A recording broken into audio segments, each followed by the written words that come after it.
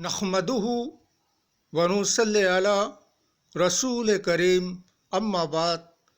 पश्चिम बंगला का पीर फुरफुरा दरबार शरीफ मुजद्दिदिया जमान फिर अबू बकर सिद्दीक रहमतुल्लाह अलैहि का संगठन ऑल इंडिया मुजद्दिदिया मिशन सर्वधर्मों सम्मेलन कमेटी के सदस्यों हैं हम मोहम्मद आसिफ। इसके अलावा सर्वो भारतीय जातीय कांग्रेस का भी सदस्य है हम। हिंदू मुस्लिम सिख ईसाई जैन क्रिश्चन आदिवासी दलित हम सब है भाई भाई। मजहब नहीं सिखाता आपस में बैर रखना। हिंद है हम, ये वतन है हमारा। ऐसा एक शासक और दल और संगठन है जिसे के भारतीय जनता पार्टी और बीजेपी कहते हैं, और वो है नरेंद्र मोदी साहब का शासन।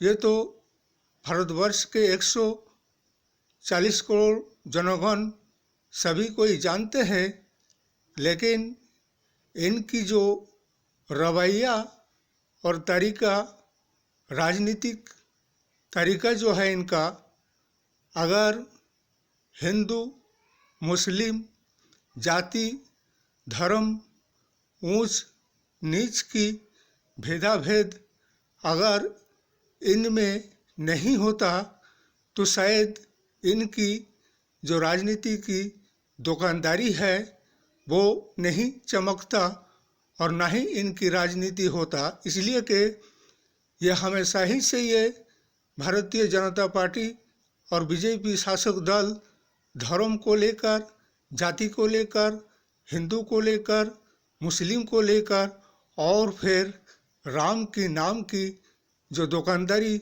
और कारोबार बिजनेस राजनीति की दुकानदारी खुल रखा है, शायद इनकी राजनीति की सत्ता शायद नहीं चमकता अगर ये राम के नाम का सहारा नहीं लेता। इसीलिए ये हमेशा ही धर्म और जाति को लेकर राजनीति करते आए हैं और राष्ट्रीय एकता को तोड़ते आए हैं। जैसे कि राजनीति एक वो चीज़ है जो कि हर जाति, हर समाज, हर कौम बिरादरी को मिलाकर एक राजनीति है।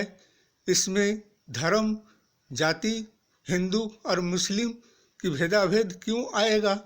इसलिए कि ऐसा राजनीति हमारे सर्वभारतीय जातीय कांग्रेस नहीं करते हैं, बल्कि हमारे जातीय कांग्रेस की सर्वभारतीय जातीय कांग्रेस का यही सिद्धांत है, हर जाति, हर समाज, हर मजहब, हर कौम, हर बिरादरी को लेकर चलना है और देश और राष्ट्र को आगे बढ़ाना है और राष्ट्र और देश में राष्ट्रीय एकता को कायम मौजूद रखना है और देश को आगे बढ़ाना और देश का विकास करना है और बेरोजगारी, महंगाई, गरीबी को दूर करना है। लेकिन ये बीजेपी शासक दल ने अब तक जनगण को 2014 से लेकर 2023 तक के समय में क्या दिया है?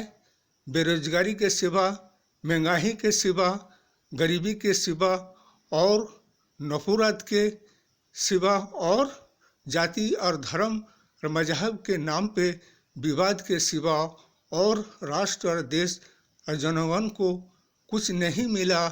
इसलिए कि आगामी 2024 में जैसे कि हमारे इंटरनेशनल इंडिया 26 दल संगठन सर्वभारतीय जातीय कांग्रेस को जयी बनाइए और एक परिवर्तन बदलाव लाइए और एक धर्मनिरपेक्ष राष्ट्र और समाज को बनाइए और आगे राष्ट्र और देश को बढ़ाइए। इसलिए कि अभी जैसे कि भारतवर्ष में 543 लोकसभा के सीट है और हमारे इंटरनेशनल इंडिया 26 दल संगठनों से यही कहना है कि 543 सीटों में से 543 कैंडिडेट को छांटकर निकालना है और 543 सीटों में 543 ही कैंडिडेट को खड़ा करना है, इसलिए कि जिस राज्य में जिसका जो शासन होगा हमारे 26 दल संगठनों में से, वहाँ पे कौन कितना सीट जीतकर लेकर आ सकते हैं, उसे उस हिसाब से सीटों का बंटवारा दिया जाएगा हमारे हाईकमान की तरफ से।